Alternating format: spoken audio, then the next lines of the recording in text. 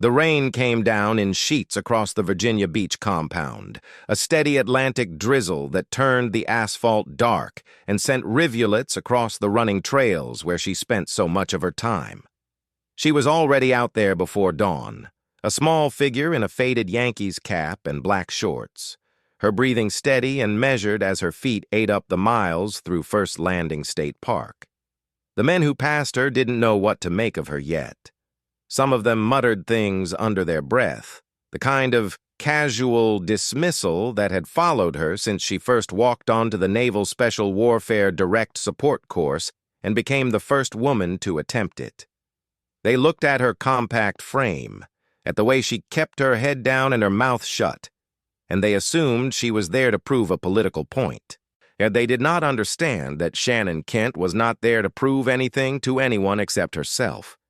The course had been brutal in the way that all special operations training is brutal, designed not just to test physical limits, but to strip away every pretense and expose what remains underneath. She had rucked until her shoulders bled, swum through cold Atlantic chop until her lungs burned, run obstacle courses until her legs quit, and then kept running on sheer will.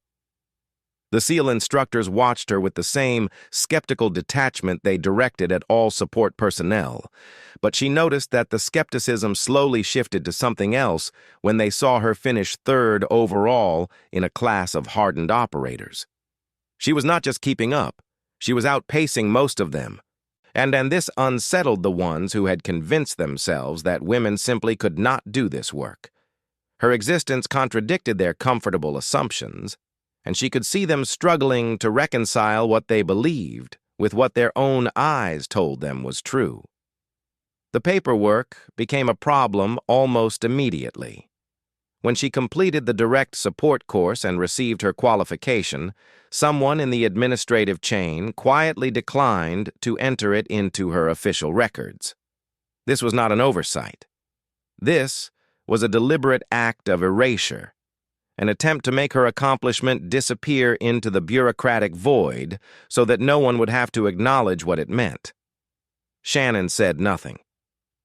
She simply kept the physical copy of her qualification in her personal files and continued showing up every day to prove what she already knew about herself. The men she worked alongside at Naval Special Warfare Support Activity 2 would ask each other whether she had really completed the course, whether the rumors were true, and she would overhear them and keep her expression neutral. She understood that words meant nothing in this environment. Only actions carried weight, and she intended to carry enough weight for all of them combined.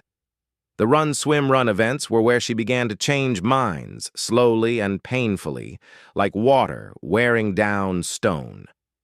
The Friday Funny was a local institution among the East Coast SEAL teams, and a grueling combination of beach running and ocean swimming conducted in combat boots that quickly became waterlogged sandbags. Shannon would line up alongside men who outweighed her by 60 pounds and watch them glance at her with barely concealed pity, certain that she would fall out within the first mile. She never fell out. She finished every evolution with the same steady, unspectacular consistency, never the fastest, but never the slowest, always present and accounted for when the stragglers came dragging in behind her.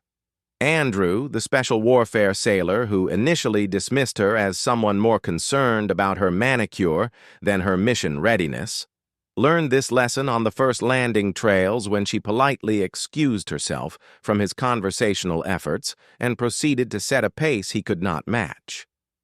And he watched her pull away from him without appearing to exert herself and realized that he had fundamentally misjudged everything about her. The voodoo curse came later during a training rotation in Louisiana that coincided with the tail end of Mardi Gras. Shannon and her teammates had earned their liberty after weeks of intense instruction, and they descended upon New Orleans with the focused determination of operators who had been denied normal human contact for too long. They moved from bar to bar in a loose formation, drinking Long Island iced teas at 11 in the morning and gradually escalating their consumption as the day wore on. By evening, they found themselves at Marie Laveau's House of Voodoo on Bourbon Street, drunk and curious and constitutionally incapable of respecting signs that told them not to touch things. And the voodoo altar was elaborately arranged with figurines and candles and offerings, surrounded by increasingly aggressive signage warning visitors to keep their hands to themselves. Shannon picked up a small figure to examine it more closely, and the staff immediately began screaming at her. She startled, knocked over the entire altar, and watched several delicate figurines shatter against the floor. "You will all be cursed for 9 generations," the furious staffer declared as Shannon's teammates executed an immediate escape and evasion plan, melting into the crowded streets before law enforcement could arrive. They laughed about it all the way back to base, and Bird Dog joked morbidly on the flight home about whether their plane would crash in Final Destination fashion. But Shannon blushed and deflected, and tried not to think about the implications of incurring supernatural wrath in a voodoo shop on Bourbon Street. But the curse followed her in the way that all good unit legends follow special operators, becoming part of her informal reputation as someone who crashed through barriers both physical and metaphysical without hesitation. She was not the type to respect signs or traditions or arbitrary rules about who belonged where. She was the type to knock over the altar and then keep running. The night before her final deployment to Iraq, Shannon sat in a Virginia Beach bar frequented by frogmen and tried to memorize the ordinary details of civilian life. She was surrounded by teammates who had become family. Men who had initially doubted her and now trusted her with their lives in the kinds of operations that did not appear in official reports. AJ, a SEAL team leader, sat nearby with his wife, a Latina woman who spoke Spanish fluently and immediately noticed another woman across the bar conversing in perfect, unaccented Spanish. She asked her husband who this woman was, and AJ gestured toward Shannon with genuine admiration in his expression. "That's Shannon. She's new." His wife understood immediately what it meant that Shannon had acquired language skills sophisticated enough to pass for native. This was not a woman who dabbled in languages for professional development credits. This was a woman who intended to talk to people who did not want to talk to Americans, who would cross cultural barriers as easily as she crossed the finish lines of runs that broke lesser operators. Shannon sipped her drink and watched the door and thought about the daughter she was leaving behind. Leah was 4 years old, a bright-eyed child who did not yet understand why her mother kept disappearing for months at a time to places that could not be named on maps. Shannon carried Leah's photograph in her kit, tucked close to her body where no one else could see it.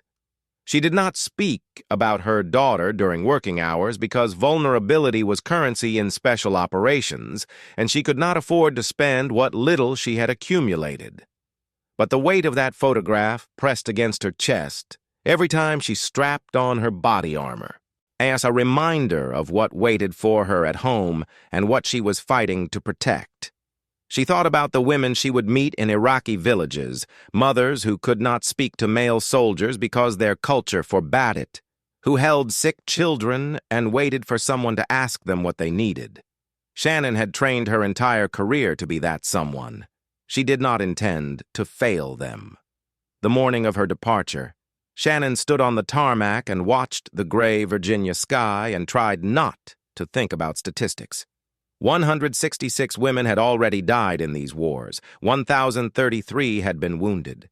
She knew these numbers the way infantrymen know the effective range of their weapons, cold facts that acquired emotional weight only when they attached to faces and names and memories. She had attended too many memorial services, stood at attention too many times while buglers played taps and rifle teams fired volleys into the air. She understood that she was volunteering for a mission that would place her directly in the enemy's crosshairs, that her language skills and her medical training and her gender made her uniquely valuable and uniquely vulnerable.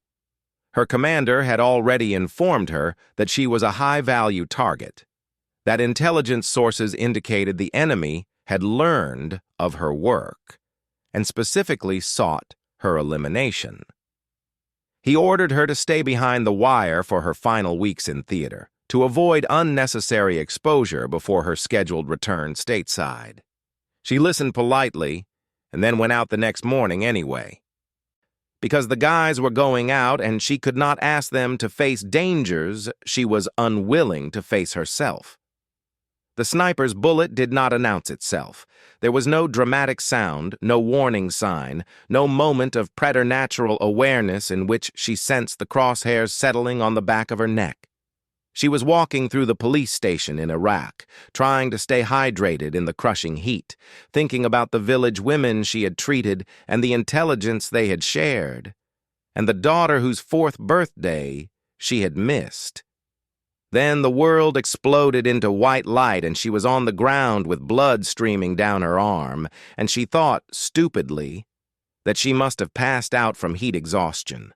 Her body refused to obey her commands. Her vision blurred and doubled, and she tasted copper on her tongue. And the corpsman, who had treated countless other wounded warriors, realized with distant clinical detachment that she was now the patient, that the bullet had entered her nape and drilled through her brain and lodged somewhere behind her left eye. She heard voices shouting around her, urgent and fragmented, and she tried to respond, but her mouth would not form words. The last thing she saw before unconsciousness claimed her was the concerned face of a soldier leaning over her. And then there was nothing but darkness and the steady rhythm of rotors carrying her toward an uncertain fate. They reported her killed in action. Somewhere in the chaos of the initial response, someone assessed her wounds and concluded that no one could survive a bullet through the brain. And the message went up the chain of command with the terrible finality of a period at the end of a sentence. She's down. The female Navy SEAL sniper, the intelligence collector, the mother, the woman who had crashed through every barrier placed in her path and demanded nothing except the opportunity to serve alongside her brothers in arms. Shannon Kent was dead. Her teammates received the news with the stoic professionalism that special operations personnel cultivate specifically for such moments, filing the grief away in compartments they would not open until they were safely home and alone. They had missions to complete, and the dead could wait for morning. But the report was premature, a bureaucratic error that would require correction when the truth became known. Shannon was not dead. She was fighting, as she had always fought, and she had no intention of losing. The trauma unit at Bethesda Naval Hospital became her world for 3 months, a sterile landscape of beeping monitors and hushed consultations, and the distinctive smell of antiseptic that would forever trigger the memory of waking from a medically induced coma with no recollection of her own daughter. They called her Hope Trauma, the temporary designation assigned to unidentified patients who arrived from combat zones with their identities sealed for operational security. She floated in and out of consciousness as surgeons debated when her brain swelling would sufficiently subside to permit removal of the bullet fragment lodged behind her eye. The medical professionals spoke around her as though she could not hear them, discussing her prognosis with clinical detachment while she lay paralyzed and unable to communicate. They did not expect her to survive. They did not expect her to walk or speak or remember her own name if she did survive. They prepared her family for the worst possible outcome and watched her vital signs and waited for the inevitable decline that never came. When Shannon finally opened her eyes and saw her 4-year-old daughter standing at her bedside, she experienced the profound horror of maternal instinct without maternal memory. The child was a stranger to her, a small person with familiar features arranged in unfamiliar configurations, and Shannon understood with devastating clarity that the bullet had taken more than her physical capabilities. It had taken the 4 years of Leah's life that she had spent deployed overseas. The bedtime stories and birthday parties and scraped knees and first days of school. It had taken the neural pathways that encoded her daughter's face and voice and scent, replacing them with static and silence. Leah looked at her mother with the cautious hope of a child who did not fully understand why Mommy had been sleeping for so long, and Shannon looked at Leah with the desperate confusion of a woman who had woken up in a foreign country without a map or compass. She did not know this child. She did not know herself. The rehabilitation that stretched before her would require rebuilding not only her physical body, but the entire architecture of her identity as a mother and a warrior and a human being. The bullet that passed through her brain left devastation in its wake that no surgeon could fully repair. Her right side was paralyzed, a stubborn refusal of nerve signals to travel the pathways that had been severed by the projectile's trajectory. Her vision was compromised, legal blindness that rendered the world in soft focus and required her to memorize the placement of furniture in rooms she occupied regularly. Her speech emerged haltingly, words slipping away from her at crucial moments and refusing to be retrieved, a condition called aphasia that reduced her former fluency to frustrating fragments. She, who had learned 4 languages and deployed her linguistic abilities as weapons of intelligence collection, now struggled to construct simple sentences in her native tongue. The contrast between who she had been and who she had become was so stark as to be almost unbearable. A daily confrontation with loss that never fully receded from her consciousness. But Shannon Kent had spent her entire adult life refusing to accept the limitations that others attempted to impose upon her, and she was not about to start accepting them now. She learned to brush her teeth with her left hand, a process that required immense concentration and frequent failure. She learned to walk with a cane, measuring each step carefully against the floor to prevent falls. She learned to communicate through the fog of aphasia, pausing patiently when words would not come, and trying different approaches until she found one that worked. The rehabilitation hospital in Tampa became her new training ground, less physically demanding than the Naval Special Warfare Direct Support course, but requiring a different kind of courage. She was not competing against other candidates for class ranking now. She was competing against her own damaged brain, and the outcome remained uncertain for months and then years. It was in Tampa that she met Annie Remsburg, a mother whose Army Ranger son had suffered catastrophic traumatic brain injury from a roadside bomb in Afghanistan. Annie had spent years navigating the complex landscape of veteran healthcare and disability benefits and adaptive housing, and she recognized in Shannon the same fierce determination she saw in her son Corey. They formed an unlikely friendship, the wounded warrior and the warrior's mother, united by their refusal to surrender to circumstances that would have broken lesser spirits. When Annie watched Shannon struggle through physical therapy sessions and speech therapy appointments and the endless bureaucratic battles required to receive benefits she had earned through her service, she heard the frustration in Shannon's voice during phone calls from Washington State, where Shannon had moved with Leah to be near her hometown of Port Angeles. She detected the depression creeping in around the edges of Shannon's carefully maintained optimism. The isolation of a single disabled mother living in a small town with inadequate medical support and minimal social connection. "You're unhappy," Annie said during one of their conversations, not a question but a statement of fact that required no verification. "If you're really unhappy, why don't you move?" Shannon responded that she had nowhere to go, and the simple honesty of that statement pierced through Annie's considerable emotional defenses. She thought about her son Corey, who would never fully recover from his injuries, but who had access to world-class medical care and a devoted family support system.